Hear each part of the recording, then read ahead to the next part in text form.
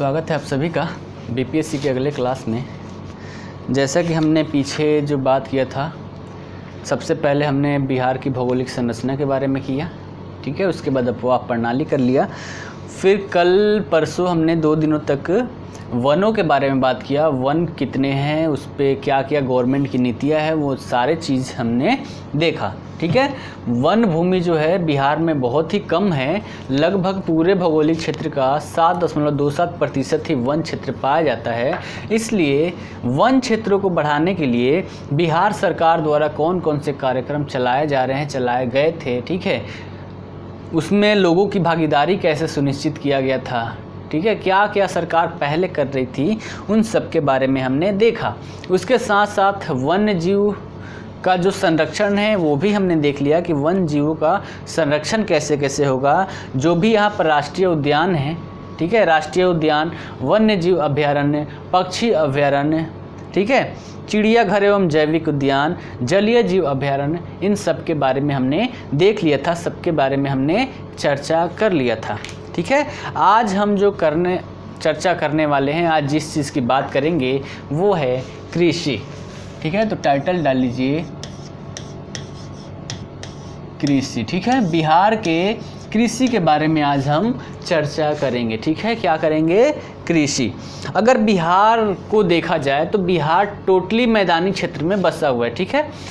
पहले ही हमने बात किया है कि बिहार का लगभग 96% भाग मैदानी भाग है, जिसमें से 90% जो भाग है वो गंगा एवं उसकी सहायक नदियों द्वारा ही बनाया गया है, ठीक है। अगर मैदानी भाग है तो वहाँ पर सबसे ज़्यादा क्या होगा? कृषि होगा। इसलिए बिहार जो है वो एक कृषि प्रधान देश है, कृषि प्रधान राज्य है। और यहाँ की लगभग 86% जो भी जनसंख्या है उसके 86% कृषि से रिलेटेड कार्यों में ही लगे रहते हैं। अगर कार्यकारी लोगों की बात करें, यानी कि जो लोग वर्किंग फेज में हैं, उनकी बात करें तो उनमें से 70% जो लोग हैं वो कृषि क्षेत्र से जुड़े हैं और 30% ही लोग हैं जो कृषि से अलग किसी क्षेत्र से जुड़े हुए हैं, ठीक है। अगर कृषि की बात करें, खाद्यान्न की बात करें, तो भारत की जितनी खाद्यान्न है उसके 6.6% भाग, ठीक है, 6.6% भाग बिहार द्वारा उत्पादित किया जाता है, ठीक है। बिहार द्वारा उत्पादित किया जाता है। और राज्य के टोटल सकल घरेलू उत्पाद में कृषि का जो योगदान है वो है 18%, ठीक है। बिहार के जीडीपी में कृषि का 18% का योगदान है। तो ये सब देखते हुए हम बोल सकते हैं कि कृषि जो है वो बिहार के लिए बहुत ही महत्वपूर्ण है। इसलिए कृषि के बारे में बड़े ही अच्छे से हमें चर्चा करना है, ठीक है। इसमें हम बात करेंगे क्या? कृषि के लिए जो भूमि का उपयोग है वो किस किस प्रकार उपयोग किया जाता है, ठीक है। अगर कृषि की बात करें, बिहार में कृषि की बात करें, जो भूमि उपयोग है, भूमि उपयोग की अगर बात करें तो इस पर बहुत सारे कारकों का प्रभाव पड़ता है। जैसे उच्चावच है, ठीक है, तो उच्चावच के आधार पर भी बहुत सारा फर्क पड़ता है। उसके बाद जलवायु है, वर्षा है, और इसके साथ ही मानवीय क्रियाकलाप है। इन सब का भूमि उपयोग के ऊपर प्रभाव पड़ता है, ठीक है। तो सबसे पहले आप लोग ये लिख लीजिए, कृषि डाल के उसमें थोड़ा सा 1-2 लाइन लिख लीजिए,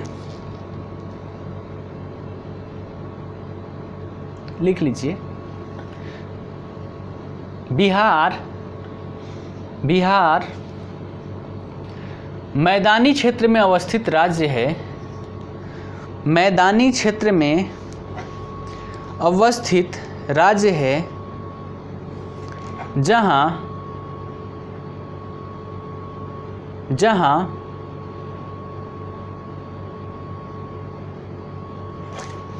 समतल उपजाऊ मैदान, जलोढ़ दोमट मिट्टी प्रचुर मात्रा में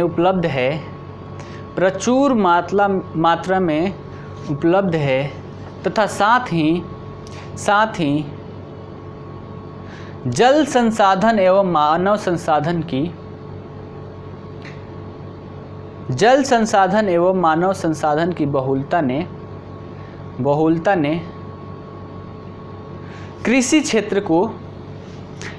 क्षेत्र को राज्य की अर्थव्यवस्था का महत्वपूर्ण क्षेत्र बना दिया है। राज्य की अर्थव्यवस्था का महत्वपूर्ण क्षेत्र बना दिया है। ठीक है, इसलिए हम कह सकते हैं कि बिहार एक कृषि प्रधान राज्य है। बिहार एक कृषि प्रधान राज्य है जहां 86% जनसंख्या कृषि पर निर्भर है। जहां 86% जनसंख्या कृषि पर निर्भर है। हम ऐसे भी लिख सकते हैं या फिर ऐसे भी बोल सकते हैं कि बिहार जो है, स्टार्टिंग यहाँ से भी कर सकते हैं कि बिहार एक कृषि प्रधान राज्य है जहाँ की 86% जनसंख्या कृषि पर निर्भर है। ठीक है, इसके बाद आगे वाली बात बोल सकते हैं। ठीक है, कि यहाँ पर समतल उपजाऊ मैदान है। ठीक है, उसके बाद जलोढ़ दोमट मिट्टी है, प्रचुर मात्रा में जल उपलब्ध है और मानव संसाधन भी बहुत ज़्यादा है, जिसकी वजह से जो कृषि है वो बिहार के जीडीपी में एक महत्वपूर्ण क्षेत्र बना हुआ है और जीडीपी में महत्वपूर्ण योगदान देता है। ठीक है, यानी कि बिहार की जीडीपी में 18%, ये बात आप लोग लिख लीजिए। राज्य के कुल सकल घरेलू उत्पाद में कृषि क्षेत्र का हिस्सा 18% है। 18% है। ठीक है,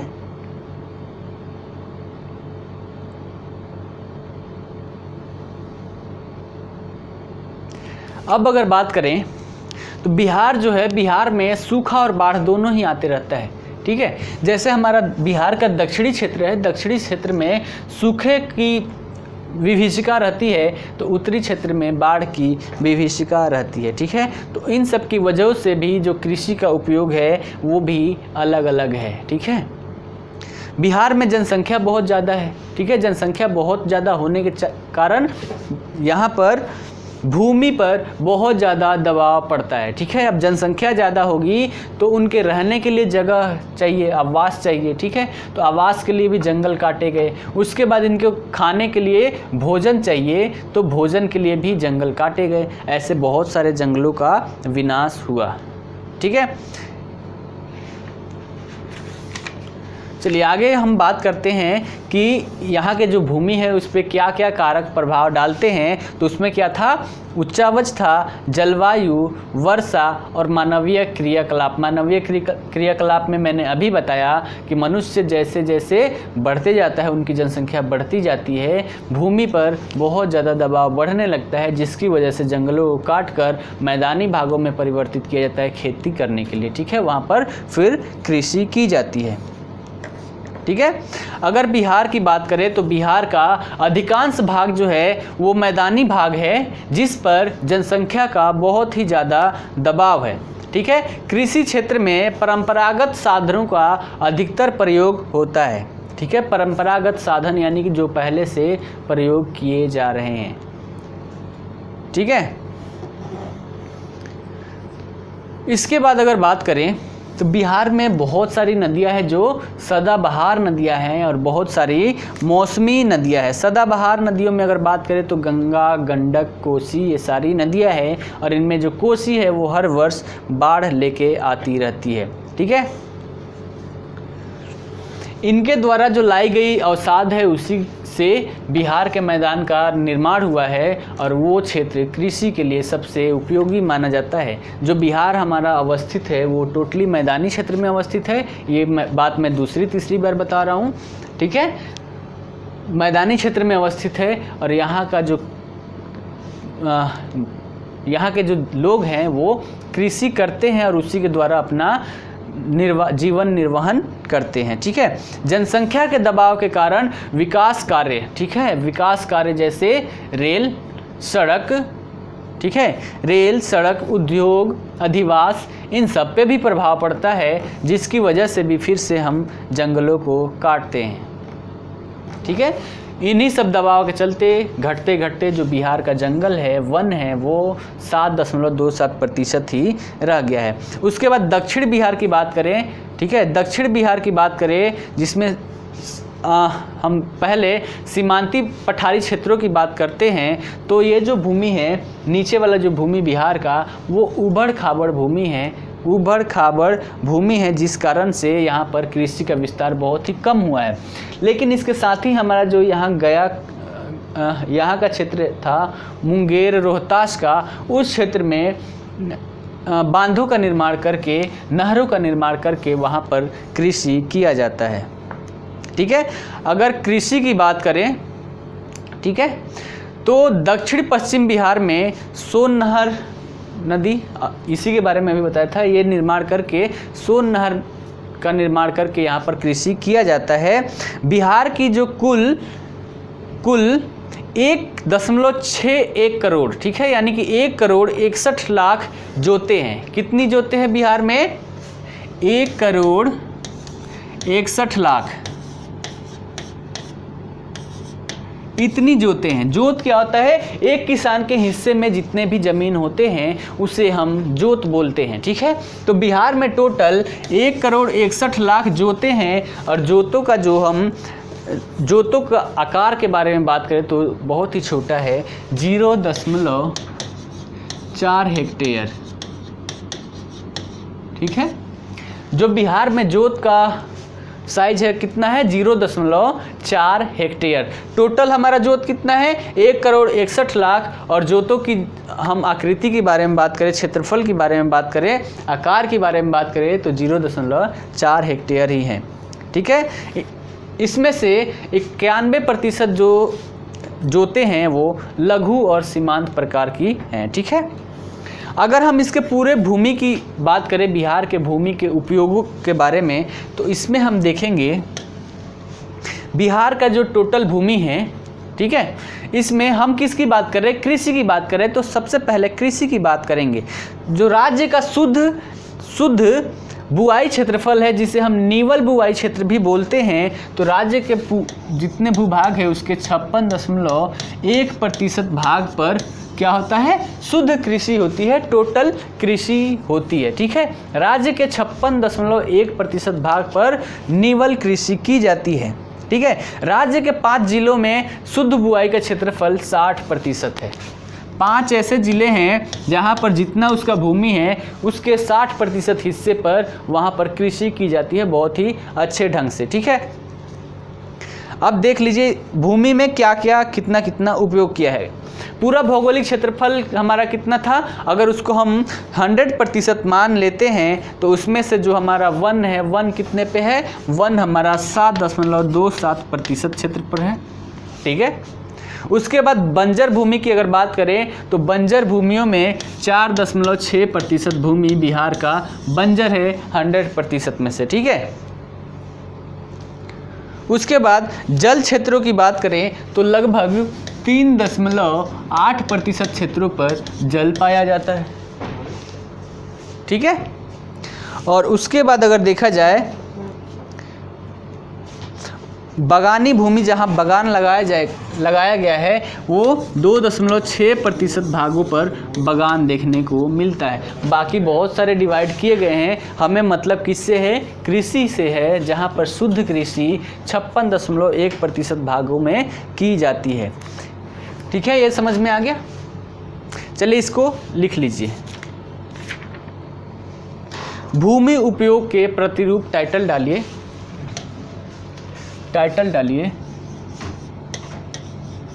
भूमि उपयोग के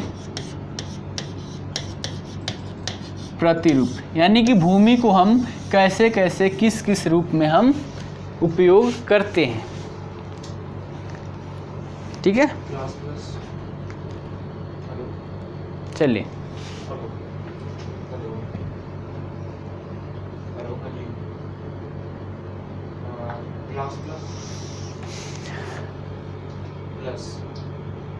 चलिए इसमें लिखिए, बिहार की अर्थव्यवस्था का मूल आधार कृषि है।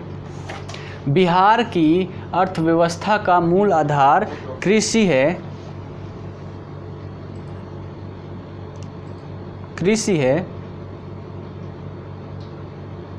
बिहारवासियों की जीवन शैली, बिहारवासियों की जीवन शैली कृषि से जुड़ी हुई है, कृषि से जुड़ी हुई है। इसलिए राज्य में भूमि उपयोग प्रतिरूप, राज्य में भूमि उपयोग प्रतिरूप विशेष महत्व रखता है, विशेष महत्व रखता है।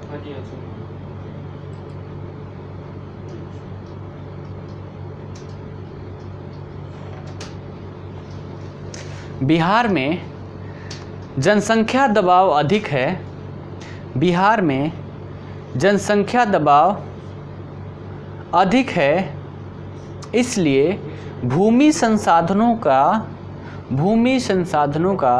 सही से उपयोग कर कृषि उत्पादन में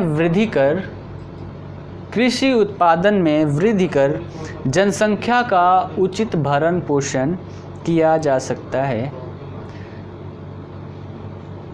जनसंख्या का उचित भरण पोषण किया जा सकता है। ठीक है। बिहार सूखा एवं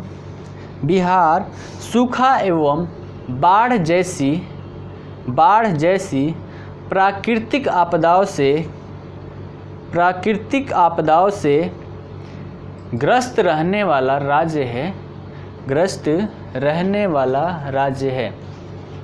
बिहार के उत्तरी मैदान में, बिहार या फिर ऐसे लिखिए, उत्तरी बिहार के मैदान में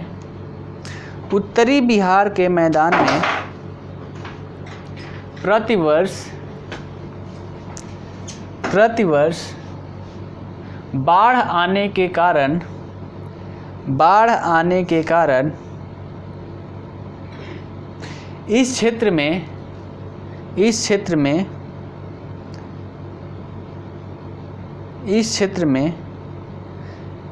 कृषि विकास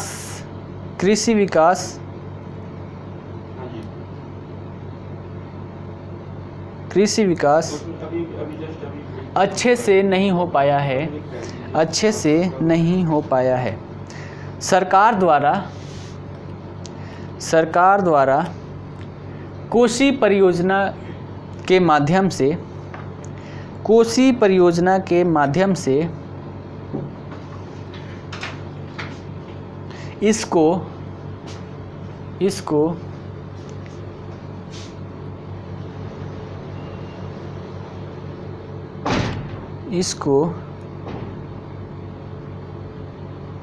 या फिर ऐसे लिखिए, इसको काट दीजिए, परियोजना के माध्यम से बाढ़ को कम किया है, काफ़ी हद तक बाढ़ को नियंत्रित किया है। ठीक है। उसके बाद लिखिए, दक्षिणी बिहार के मैदान में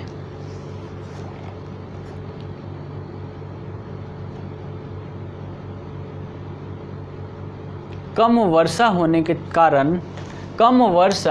एवं मौसमी नदियां होने के कारण ये क्षेत्र सूखा क्षेत्र के रूप में चिन्हित किया गया है, सूखा क्षेत्र के रूप में चिन्हित किया गया है, जहां सरकार द्वारा सोन परियोजना के माध्यम से सिंचाई की उचित व्यवस्था की गई है, सिंचाई की उचित व्यवस्था की गई है। ठीक है। चलिए पैराग्राफ बदल के लिखिए, बिहार में भूमि उपयोग प्रतिरूप के विकास पर, बिहार में भूमि उपयोग प्रतिरूप के विकास पर कई कारकों का प्रभाव पड़ा है। कई कारकों का प्रभाव पड़ा है जो निम्न है। डैश करके लिखिएगा। उच्चावच, जलवायु, वर्षा, मानवीय क्रियाकलाप। ठीक है, तो इनमें से हमने उच्चावच के बारे में अच्छे से पढ़ लिया है, जलवायु के बारे में भी पढ़ लिया, वर्षा के बारे में भी पढ़ लिया था कि कहाँ पे कितना वर्षा होता है। और मानवीय क्रियाकलाप की अगर बात करें तो अभी हमने बात किया था कि जनसंख्या अत्यधिक होने के कारण, ठीक है, इसका दबाव भूमि पर पड़ता है। ठीक है, क्योंकि रोड बनाना पड़ता है, रेल परिवहन, ठीक है, अधिवास, कृषि, इन सब का दबाव भूमि पर पड़ा है, जिसकी वजह से जंगलों को सफाया किया गया है। ठीक है,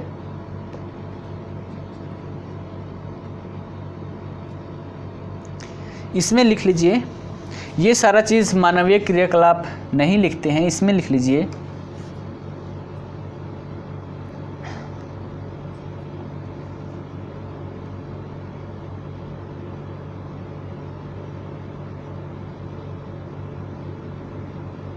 सबसे पहले थोड़ा सा ये डिटेल डालना पड़ेगा। लिखिए इसमें, बिहार में जनसंख्या का दबाव अत्यधिक होने के कारण, बिहार में जनसंख्या का दबाव अत्यधिक होने के कारण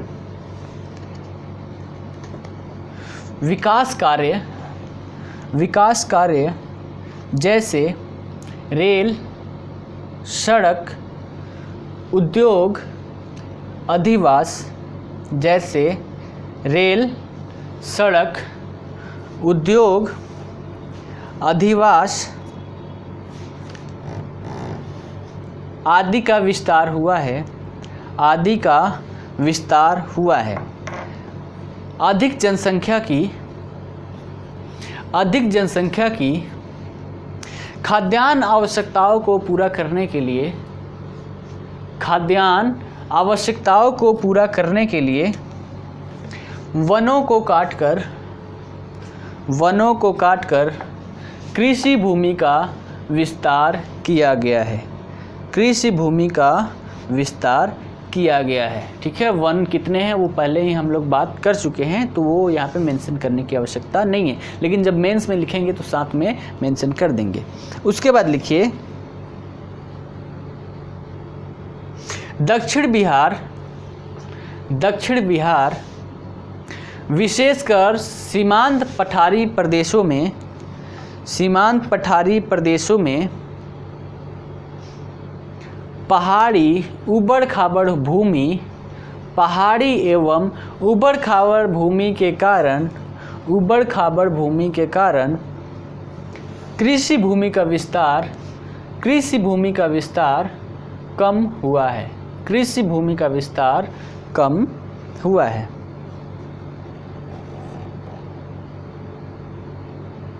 वर्षा की मात्रा कम होने से दक्षिण भागों के औरंगाबाद, गया, नवादा आदि जिलों में बंजर भूमि अत्यधिक है। दक्षिण पश्चिम बिहार में, या फिर सोन नहर प्रणाली लिखवा दिए, यहाँ मत लिखिए, ये छोड़ दीजिए। बिहार में कुल 1 करोड़ 61 लाख जोत हैं। बिहार में कुल 1 करोड़ 61 लाख जोत हैं, जिनका औसत आकार लगभग 0.4 हेक्टेयर है। लगभग 0.4 हेक्टेयर हैं, जिनमें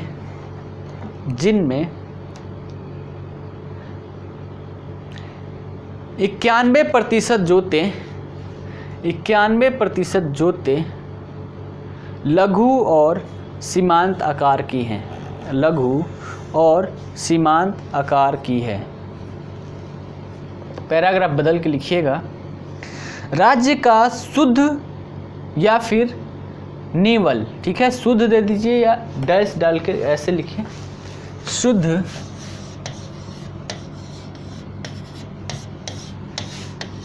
या निवल, ठीक है, शुद्ध निवल बुआई क्षेत्रफल, निवल बुआई क्षेत्रफल कुल क्षेत्रफल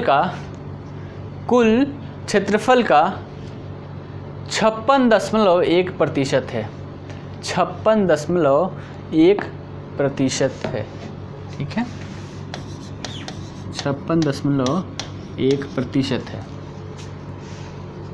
ठीक है। चलिए अब आगे समझते हैं। इसके बाद बात करते हैं हम फसल गहनता। फसल गहनता क्या है? सकल बोए गए क्षेत्र, ठीक है, यानी कि वो सभी क्षेत्र जिसमें फसल बोए गए हैं, ठीक है। तो सकल बोए गए क्षेत्र और शुद्ध कृषि कार्य में लाए गए क्षेत्र का अनुपात कृषि गहनता या फिर फसल गहनता के नाम से जाना जाता है, ठीक है। क्या? सकल बोए गए क्षेत्र और शुद्ध कृषि कार्य में लाए गए क्षेत्र, इनका जो अनुपात होता है वही होता है हमारा फसल गहनता। कृषि गहनता जो है इसकी अध्ययन हम प्रतिशत में करते हैं, ठीक है। कृषि गहनता यानी कि IC, इसको अगर देखें तो इसका हो जाएगा H या फिर A मल्टीप्लाइड बाय 100, ठीक है, H/A मल्टीप्लाइड बाय 100, ठीक है। इसमें IC की अगर बात करें तो IC क्या है? IC जो है हमारा फसलों की गहनता है, ठीक है, फसलों की गहनता, ठीक है। उसके बाद H की बात करें तो इसमें जो H है वो सकल बोई गई भूमि, ठीक है, सकल बोई गई भूमि, और इसमें हमारा एक बचता है A, तो A की अगर इसमें बात करें तो A है कृषि कार्य में लाई गई भूमि, कृषि कार्य में लाई गई भूमि, ठीक है। IC हमारा क्या है? फसलों की गहनता। फसलों की गहनता अगर निकालना है तो हमें H में A से डिवाइड करके उसमें 100 से मल्टीप्लाई कर देंगे, यानी कि H क्या है? सकल बोई गई भूमि, मतलब वो भूमि जिसमें बोई गई है, ठीक है। और A क्या है? कृषि कार्य में लाई गई भूमि, ठीक है। सकल बोई गई भूमि यानी कि टोटल भूमि जिसमें कृषि कार्य किया जाता है, और जो हमारा A है कृषि कार्य में लाई गई भूमि, यानी कि कितनी भूमि में इस वर्ष कृषि कार्य किया गया है वो करके हम डिवाइड करेंगे, उसके बाद हम 100 से मल्टीप्लाई करेंगे तो हमारा जो आंसर आएगा क्या आएगा? IC, जो क्या है? फसलों की गहनता, ठीक है। अगर इसको हम समझना चाहें तो मान लीजिए 10 एकड़ हमारे पास पूरी ज़मीन है, ठीक है, 10 एकड़ हमारे पास ज़मीन है, लेकिन हम उसमें 5 एकड़, ठीक है, 5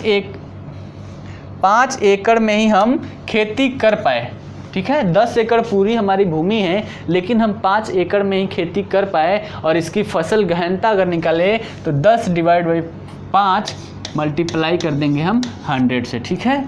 तो हमारा क्या हो जाएगा? हमारा फसल गहनता कितना हो जाएगा? 200%, ठीक है। समझ में आ गया? समझ में आ रहा है? 200% हमारा क्या हो गया? फसल गहनता। ये जो सूत्र है, ठीक है, इस सूत्र के आधार पर पूरे भारत को 5 कृषि गहनता क्षेत्रों में बांटा गया है, ठीक है। ये जो सूत्र है, इस सूत्र के आधार पर पूरे भारत को 5 कृषि गहनता क्षेत्र में बांटा गया है, जिसमें से बिहार को उच्च गहनता वाला क्षेत्र, ठीक है, बिहार को क्या माना गया है, उच्च गहनता वाला क्षेत्र, यानी कि यहाँ जो कृषि गहनता है वो 70 से लेके 130% तक है। ठीक है, 130% तक है फसल गहनता। ठीक है, ये जो फसल गहनता है इस वर्ग में 100 से 200 सेंटीमीटर वर्षा वाला जो भी क्षेत्र है वो सारा सम्मिलित है। हमने पहले ही चर्चा किया था कि इस क्षेत्र में उत्तरी गंगा के मैदानी क्षेत्र में सबसे ज़्यादा वर्षा होती है और उसी क्षेत्र में ये सूत्र अप्लाई होता है जो 70 से 130% तक यहाँ की फसल गहनता है। ठीक है, कृषि गहनता में वृद्धि का मुख्य कारण क्या है, सिंचाई सुविधा का विस्तार होना। सिंचाई सुविधा का विस्तार जैसे जैसे होगा हमारा कृषि गहनता बढ़ता जाएगा। ठीक है, वर्तमान में अगर बिहार की कृषि गहनता के बारे में बात करें, बिहार की कृषि गहनता के बारे में बात करें तो ये अभी 138% है, 138% है। ठीक है, गहनता समझ में आ गया। अब जो कृषि है, कृषि को भी यहाँ की भूमि है, भूमि को भी कई भागों में बांटा गया है।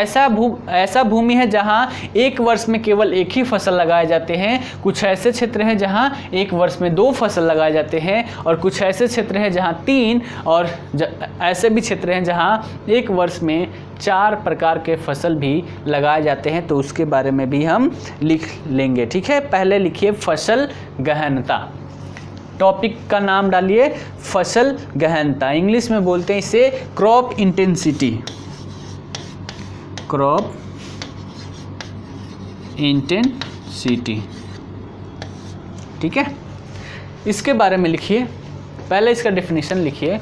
सकल बोए गए क्षेत्र, सकल बोए गए क्षेत्र और शुद्ध कृषि कार्य में लाए गए क्षेत्र और शुद्ध कृषि क्षेत्र में लाए गए क्षेत्र, कृषि कार्य में लाए गए क्षेत्र का अनुपात कृषि गहनता या फिर फसल गहनता कहलाता है, फसल गहनता कहलाता है।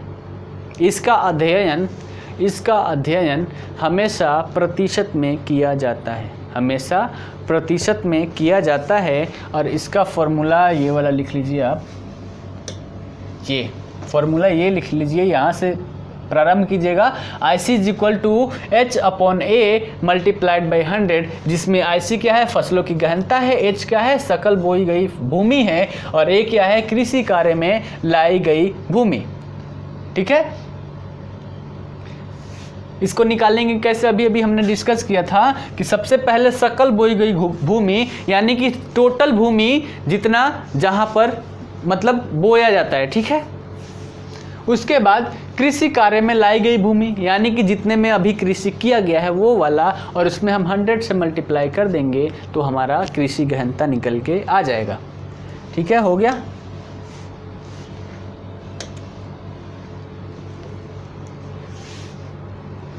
इसमें लिख लीजिए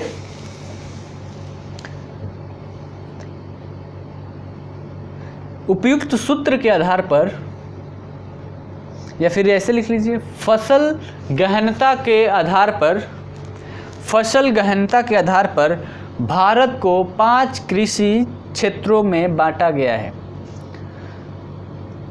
आधार पर भारत को 5 कृषि क्षेत्रों में बांटा गया है, जिसमें बिहार को उच्च गहनता वाला क्षेत्र में रखा गया है। गहनता वाले क्षेत्र के पास ब्रैकेट में लिख लीजिएगा 70 से 130%। ठीक है, में रखा गया है। इस वर्ग में 100 से 200 सेंटीमीटर वर्षा वाला क्षेत्र भी सम्मिलित है। इस वर्ग में 100 से 200 सेंटीमीटर वर्षा वाला क्षेत्र भी सम्मिलित है। ठीक है, यह मूलतः 2 फसली कृषि है, 2 फसली कृषि है। मतलब यहाँ पर प्रति वर्ष 2 प्रकार के फसल उगाए जाते हैं। ठीक है, इसके बाद ये लिख लीजिए, बिहार की कृषि गहनता, वर्तमान में बिहार की कृषि गहनता 138% है। ठीक है, इसका जो करंट होगा वो जो बिहार का अर्थशास्त्र एवं सांख्यिकी निदेशालय है, अर्थशास्त्र एवं सांख्यिकी निदेशालय, उसके साइट से जाकर आपको एक बार वहाँ से अपडेट कर लेने हैं। ठीक है, जिस वर्ष आपको एग्ज़ाम देना हो। ठीक है, इसमें नोट में लिख लीजिए, नोट में सर्वाधिक फसल गहनता वाले जिलों में, सर्वाधिक फसल गहनता वाले जिलों में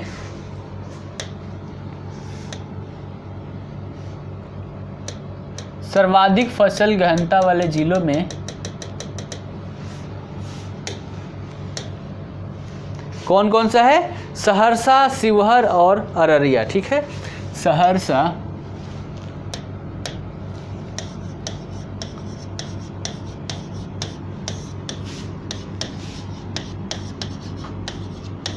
शिवहर और अररिया।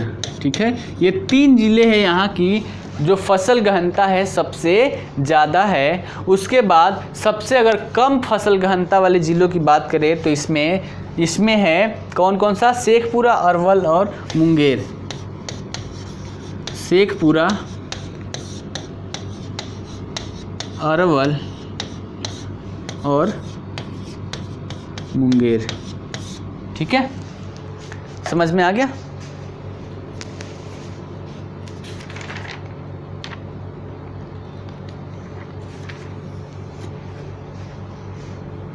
इसके बाद है कृषि फसल प्रतिरूप। ये हमने क्या देख लिया? पहले क्या कौन सा प्रतिरूप देखा? भूमि उपयोग के प्रतिरूप। अब हम क्या देखेंगे? कृषि फसल प्रतिरूप। तो इसमें लिखिए आप कृषि फसल प्रतिरूप। ठीक है, मतलब कृषि में जो फसल है उनका प्रतिरूप कैसे कैसे है। ठीक है, अगर प्रतिरूपों की बात करें तो इसको जोन में बांटा गया है। ठीक है, फसल प्रतिरूप जोन, इसमें 3 जोन माना गया है बिहार के लिए।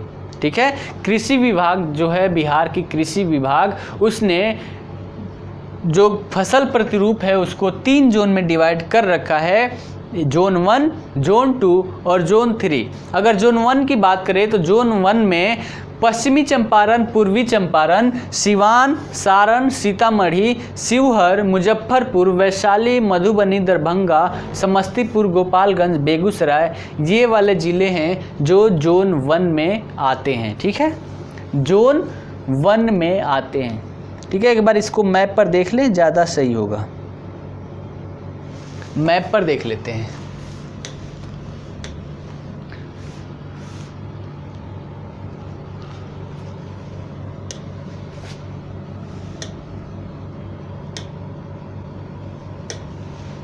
ठीक है, ये है हमारा बिहार। और बिहार में जोन 1 में क्या आता है? पश्चिम चंपारण,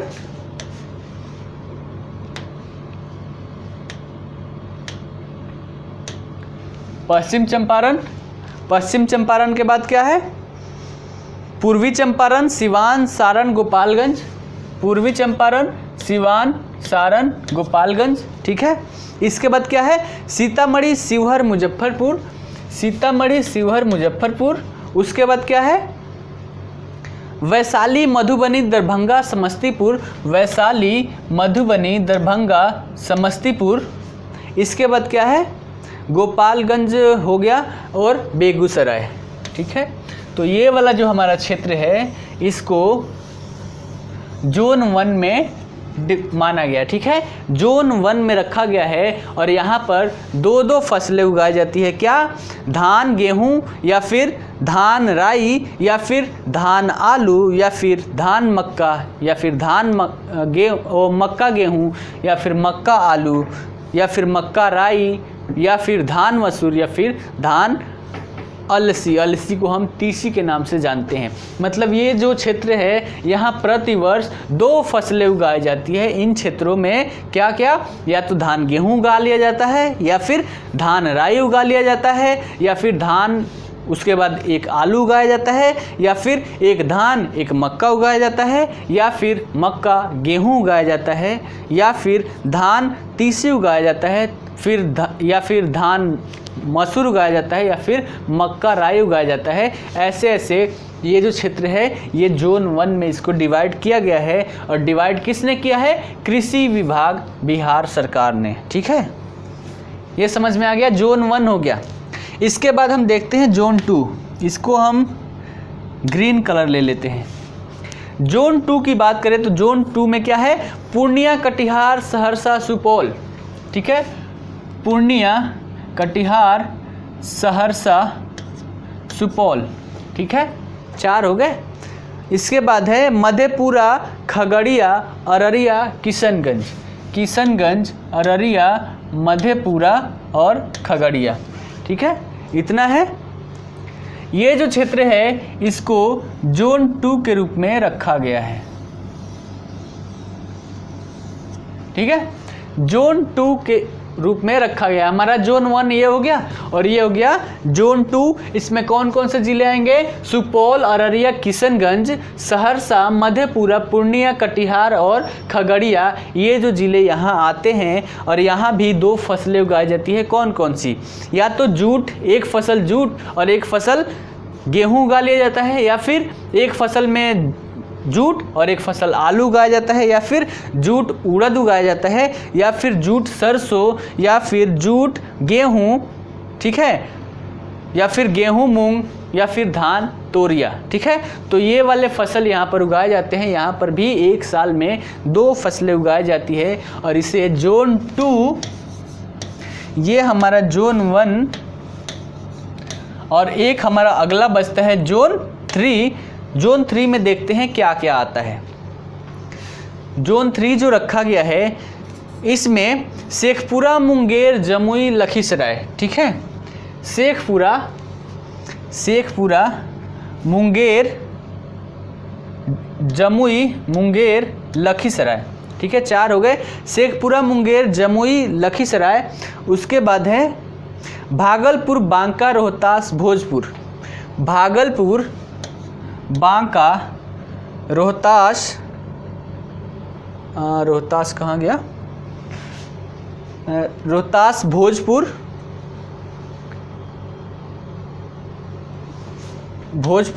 रोहतास। उसके बाद क्या है? बक्सर, भभुआ, अरवल, बक्सर। ठीक है, भभुआ, अरवल। इसके बाद जो हमारा है पटना, नालंदा, नवादा, पटना, नालंदा, नवादा। फिर है हमारा जहानाबाद, औरंगाबाद, गया। मतलब ये जो जितने ज़िले हैं, ठीक है, ये जो हमारा है इसको जोन 3 में रखा गया है। ठीक है, ये जो क्षेत्र है ये जोन 3 कृषि विभाग द्वारा 3 क्षेत्रों में बांटा गया है। जोन 1 ये क्षेत्र हो गया, जोन 2 ये हो गया, और जो बचा हुआ क्षेत्र है वो हमारा जोन 3 हो गया। और यहाँ पर जो उगाए जाने वाली फसलें हैं उसमें एक साथ में, मतलब एक साल में या तो धान और गेहूँ उगा लिया जाता है, या फिर एक धान और दूसरी फसल चना उगा लिया जाता है, या फिर धान या मसूर, या फिर धान या राई। ये 4 प्रकार के यहाँ पे फसलें उगाई जाती है एक साल में। ठीक है, और ये क्षेत्र हमारा हो गया पूरी दक्षिणी गंगा की जो मैदान है, दक्षिणी गंगा के मैदान सारा जोन 3 में आता है। और उत्तरी गंगा के मैदान में 2 जोन 1 और जोन 2 आता है। आशा करता हूँ कि आप लोगों को ये पूरे समझ में आ गया होगा। ठीक है, उसके बाद अब लिखिए कृषि संयोजन प्रदेश। कृषि संयोजन प्रदेश,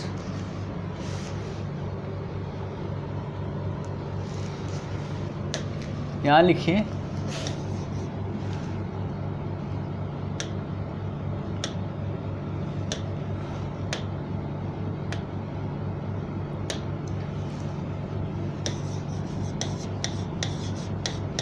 कृषि संयोजन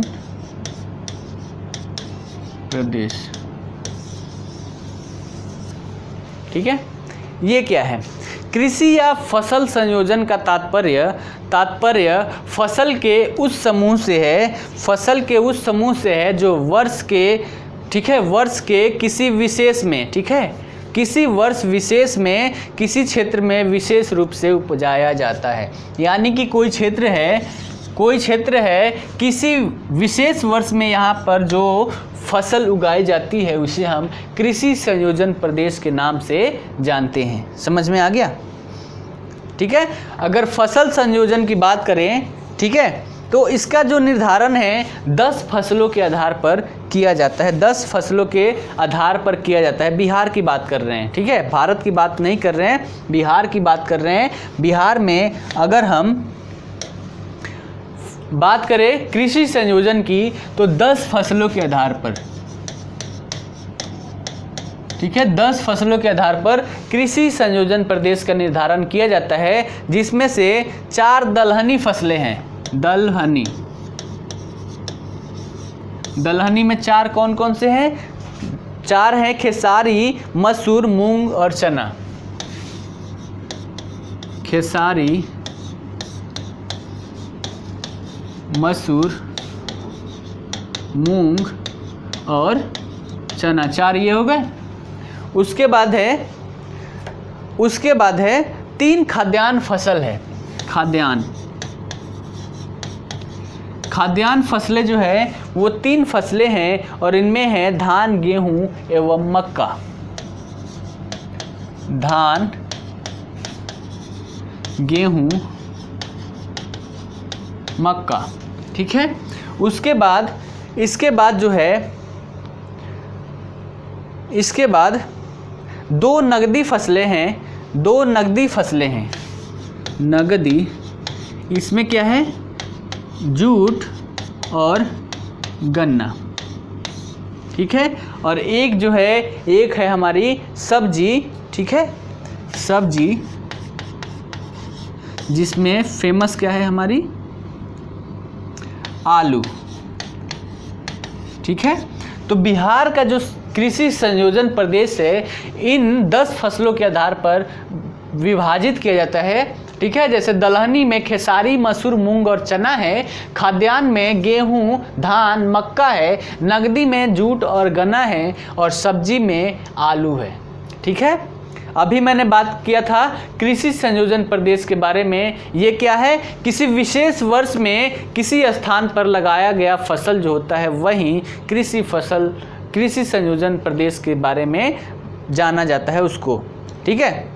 भारतीय संदर्भ में अगर पूरे भारत के बारे में बात करें तो 6 कृषि संयोजन प्रदेश में बांटा गया है पूरे भारत को, जिसमें बिहार के अधिकांश 3 भाग, ठीक है, बिहार के अधिकांश भाग 3 फसली संयोजन, यानी कि बिहार में जो अधिकांश भाग पाया जाता है यहाँ पर 3 फसली संयोजन पाया जाता है, यानी कि 3 फसल तक बिहार में लगाया जाता है, ठीक है।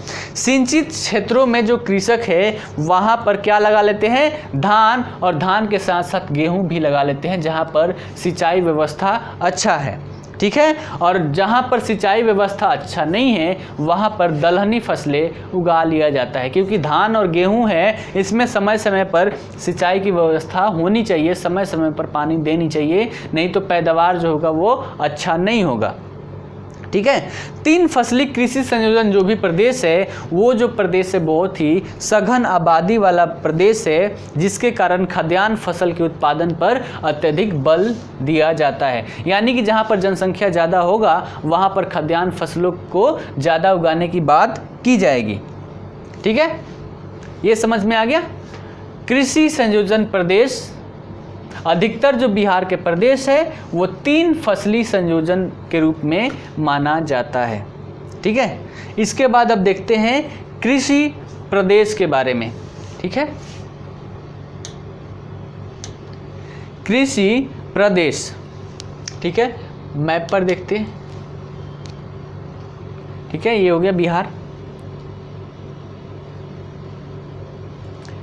देखिए कृषि प्रदेश की अगर बात करें, कृषि प्रदेश की, तो यह एक भौगोलिक प्रदेश है जिसका निर्धारण समान प्रकार के जलवायुविक दशा, ठीक है, समान प्रकार की जलवायुविक दशा, उसके साथ ही मिट्टी के प्रकार, उसके बाद फसल के प्रकार, ठीक है, फसल के प्रकार में जो समानताएं पाई जाती है और संरचनात्मक सुविधाएं हैं, इनके आधार पर हम कृषि प्रदेश के रूप में डिवाइड करते हैं। कृषि प्रदेश को हम अलग अलग करते हैं किन किन बातों पर? जलवायु की दशा, यानी कि यहाँ की जलवायु, इस क्षेत्र की जलवायु कैसी है उसके आधार पर, फिर मिट्टी के प्रकार कि मिट्टी का कौन सा प्रकार है उसके आधार पर, फिर फसल की प्रकार की समानताएं, यानी कि इस क्षेत्र में कौन सी फसल लगाई जाती है, इस पूरी क्षेत्र में अगर सेम फसल लगाई जाती है तो फसलों में समानताएं हो गई। इसके साथ साथ संरचनात्मक व्यवस्था, यानी कि जहाँ पर संरचनात्मक व्यवस्था यानी कि सिंचाई की व्यवस्था जहाँ पर ज़्यादा होगी वहाँ पर हम गेहूँ धान लगा लेंगे, और जहाँ पर सिंचाई की व्यवस्था कम होगी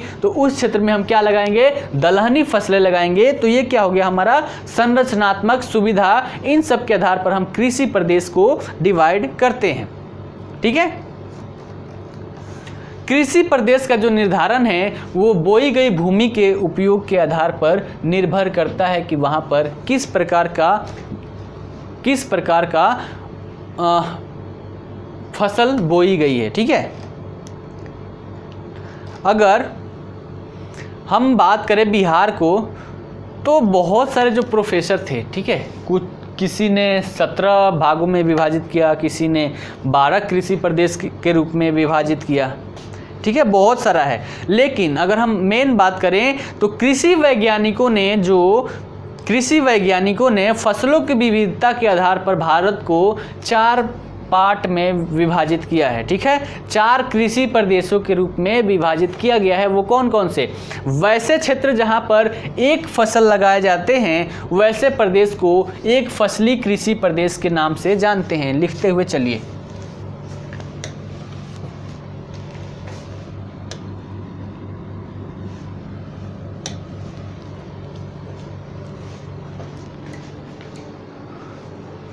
ठीक है, सबसे पहले लिखिए, जो कृषि वैज्ञानिक हैं, कृषि वैज्ञानिक ने 4 प्रदेशों में बांटा हुआ है, ठीक है। 4 में पहला क्या है? एक फसली कृषि प्रदेश, एक फसली कृषि प्रदेश, ठीक है। समझते हैं और साथ में लिखते हुए चलेंगे। एक फसली कृषि प्रदेश वैसे कृषि प्रदेश जहां पर एक वर्ष में एक प्रकार का ही फसल उगाया जाता है, इसे हम एक फसली कृषि प्रदेश कहते हैं। अगर जिले की बात की जाए, जगह की बात की जाए, तो मधुबनी जिला जो है उसको एक फसली कृषि प्रदेश के रूप में देखा जाता है, ठीक है। तो इसमें लिख लीजिए, वैसे जिले जहां एक वर्ष में केवल एक प्रकार का फसल ही उगाया जाता है उसे एक फसली कृषि प्रदेश के नाम से जानते हैं। उसे एक फसली कृषि प्रदेश के नाम से जानते हैं। एग्जाम्पल में मधुबनी लिख लीजिएगा, ठीक है, मधुबनी, ठीक है। यहाँ पर अधिकतर धान उगाया जाता है, कुछ मतलब उसके साथ साथ, ठीक है, उसके साथ साथ यहाँ पर दलहन और तिलहन भी उगाया जाता है, लेकिन इस श्रेणी में उसी को रखेंगे जो कम से कम 1% के ऊपर उगाया जाता हो। लेकिन जो दलहन और तिलहन है वो 1% से कम भूमि पर उगाया जाता है, इसलिए इसको इसमें ऐड नहीं करते हैं, ठीक है। सबसे ज़्यादा क्या उगाया जाता है? धान। इस मधुबनी जिला है वहाँ, और इसलिए इसको हम एक फसली कृषि प्रदेश के रूप में जानते हैं। इसके बाद लिखिए, दूसरा लिखिए, दो फसली।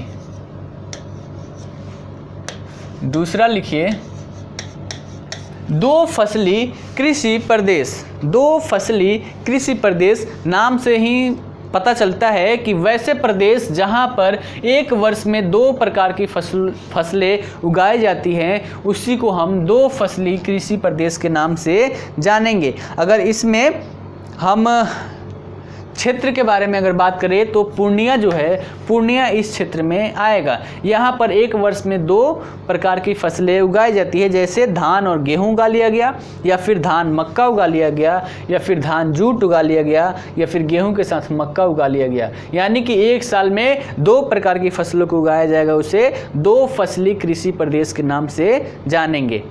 ठीक है, इसमें एग्जाम्पल में लिख लीजिए पूर्णिया। ठीक है, पूर्णिया ये हो गया। इसके बाद डालिए 3 फसली, तीसरा डालिए 3 फसली कृषि प्रदेश। ये भी नाम से स्पष्ट हो रहा है कि वैसे क्षेत्र जहां एक वर्ष में 3 प्रकार की फसलें उपजाई जाती हैं उसे क्या बोला जाएगा? 3 फसली कृषि प्रदेश।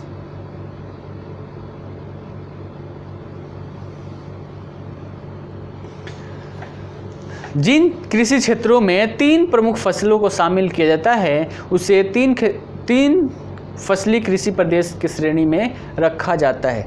चलिए इसमें लिख लीजिए, जिन कृषि क्षेत्रों में ये जो फसलों की बात हो रही है ये सारे प्रमुख फसलें हैं। ठीक है, प्रमुख के साथ साथ कुछ और भी फसलें उपजाई जाती है जो 1% से कम क्षेत्र पे उगाई जाती है, उन सबको इसमें ऐड नहीं किया गया है। लिखिए, जिन कृषि क्षेत्रों में 3 प्रमुख फसलों को शामिल किया जाता है, 3 प्रमुख फसलों को शामिल किया जाता है उसे 3 फसली कृषि प्रदेश की श्रेणी में रखा जाता है, उसे 3 फसली कृषि प्रदेश की श्रेणी में रखा जाता है। इस कृषि प्रदेश में बिहार में धान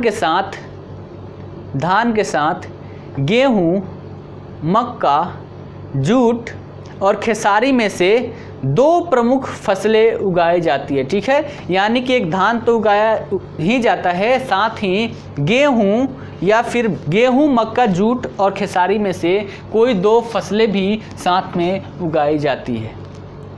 ठीक है, ये जो फसलें हैं वो भिन्न प्रकार के क्षेत्रों में, भिन्न क्षेत्रों में जो भिन्न मिट्टियाँ पाई जाती है और जो भिन्न जलवायविक दशा पाया जाता है उसके आधार पर बोई जाती है। ठीक है, इसके बाद अगला लिखिए, अगला 4 फसली कृषि प्रदेश।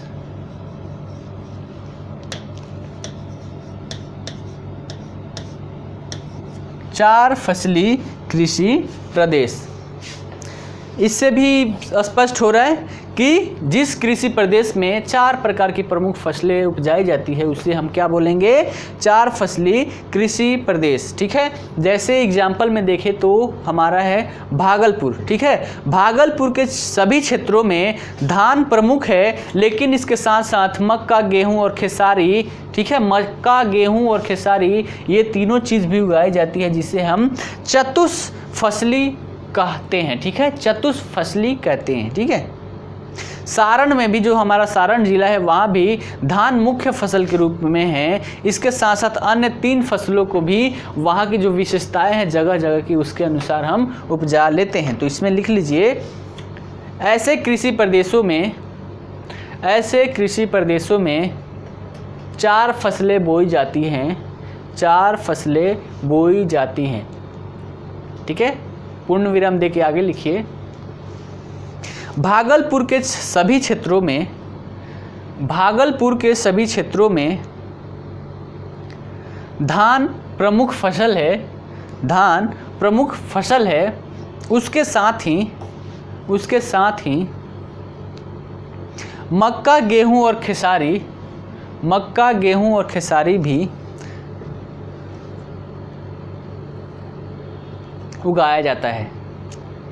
उसके बाद लिखिए, सारण में भी धान्य मुख्य फसल है, सारण में भी धान मुख्य फसल के रूप में होता है, मुख्य फसल के रूप में होता है, और अन्य तीन फसलें भी क्षेत्रीय विशेषता के आधार पर उपजाई जाती हैं। ठीक है, तो ये हो गया हमारा कृषि प्रदेश। इसके बाद इसमें आगे भी बहुत कुछ करने हैं जो पूरे डिटेल में हम करते हुए जाएंगे, जिसमें हम कल करेंगे कृषि जलवायु प्रदेश। कैसे कैसे कृषि जलवायु प्रदेश हैं, जैसे उत्तर पश्चिमी जलोढ़ मैदान का क्षेत्र है, उत्तर पूर्व जलोढ़ मैदान का क्षेत्र है। ठीक है, ऐसे और भी क्षेत्र हैं जिसके बारे में हम कल अच्छे से पढ़ेंगे। उसके बाद बिहार की कौन कौन सी प्रमुख फसलें हैं ये सारी हम बातें करेंगे। जैसे बिहार में रबी, खरीफ और जायद तीनों प्रकार के फसलों को उपजाया जाता है। ठीक है, कौन किस मौसम में उपजाया जाता है ये सारा हम बात करेंगे। खाद्यान्न फसलों में क्या क्या उपजाया जाता है, जैसे धान, गेहूँ, मक्का, ये सारे चीज़ें, जौ है, इन सब के बारे में भी हम बड़े ही डिटेल में करेंगे। ठीक है, तो कल फिर मिलते हैं। आज के लिए इतना ही, धन्यवाद।